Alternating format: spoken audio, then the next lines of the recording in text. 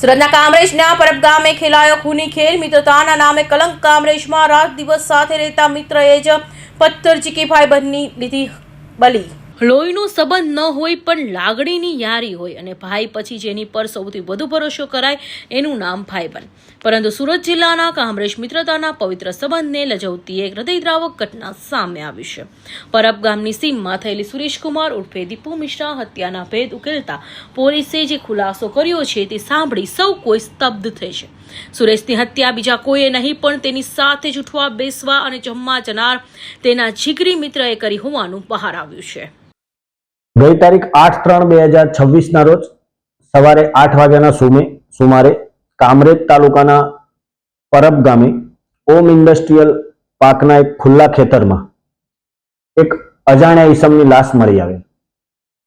જે લાશ મળી આવે તપાસ કરતા એનું કોઈએ બોથડ પદાર્થ યાની કે પથ્થર મારીને ખૂન કરેલાનું પ્રાથમિક દ્રષ્ટિએ જણાયેલ, જેથી સ્થળ ઉપર તાત્કાલિક Kamrej PI, Kamrej police, LCB ના અધિકારી કર્મચારીઓ અને એસપી સાહેબે પણ આ ગુનાવાળી જગ્યાની વિઝિટ કરેલ અને ત્યારબાદ આ અજાણ્યો ઈસમ કોણ છે તે બાબતે તપાસ કરવા માટે તમામ ટીમોને સૂચના કરતા તાત્કાલિક આજુબાજુને તપાસ કરતા મરણ જનાર સુરેશ ઉર્ફે દીપુ હરિશંકર મિશ્રા, જે ત્યાં ઓમ ઇન્ડસ્ટ્રીમાં જ નોકરી કરતા હતા એક ખાતામાં અને મૂળ વતની રાયબરેલી જિલ્લાના યુપીના છે, તેઓને કોઈએ અજાણ્યા ઈસમે માથામાં પથ્થર મારી મૃત્યુ નિપજાવેલ। જે ખૂનનો ગુનો અનડિટેક હોય, જે ડિટેક્ટ કરવા સારું સુરત રેન્જ પોલીસ મહાનિરીક્ષક શ્રી પ્રેમવીરસિંહ સાહેબ અને એસપી શ્રી રાજેશ ગઢિયા સાહેબનાઓએ એલસીબીની ટીમને અને કામરેજ ટીમને સૂચના કરેલ। જે અનુસંધાને એલસીબી અને કામરેજ ટીમ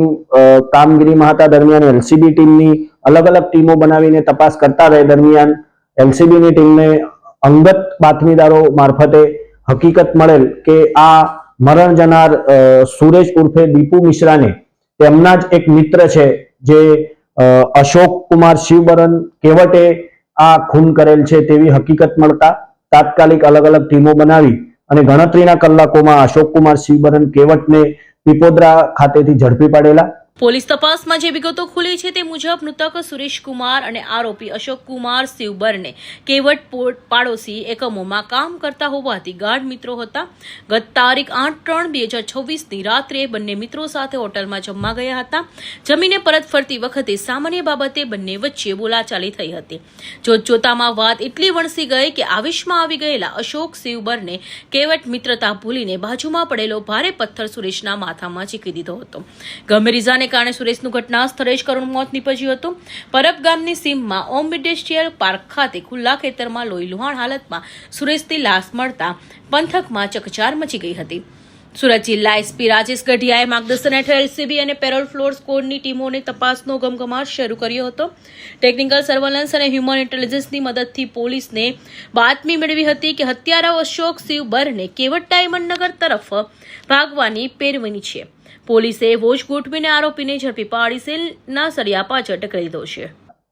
આરોપીની પૂછપરછ કરતા એવું માલુમ પડેલ કે આ બંને મરણ જનાર અને આરોપી બંને એ દિવસે રાત્રે આ જગ્યાએ જે જગ્યાએ લાશ મળી આવેલ હતી એ જગ્યાએ બેઠા હતા અને બંને વચ્ચે કોઈ બાબતે માથાકૂટ થતા બંને મિત્રો હતા અને કોઈ બાબતે માથાકૂટ થતા પેલા શિવબરને આને માટીનું ઢેફું મારતા અને ગુસ્સો આવી ગયેલો અને બાજુમાં પથ્થરો પડ્યો તો એને 2-3 વાર મારી અને મરણ તોલ માર મારેલો હોય, જેથી ત્યાં ઢળી પડેલો અને ખૂન નીકળેલું, જેથી આ ત્યાંથી નીકળી ગયેલો।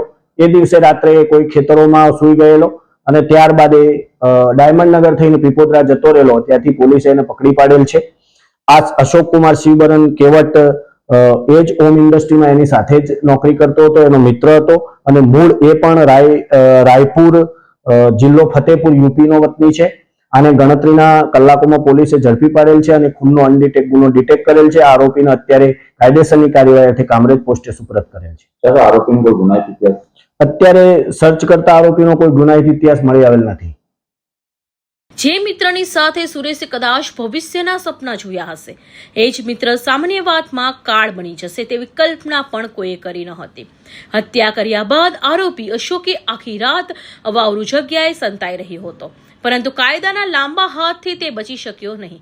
હાલ કામરેજ પોલીસે આરોપીનો કબજો મેળવી કાયદેસરની કાર્યવાહી હાથ ધરી છે। Suresh Rathod, Hind TV news, Kamrej.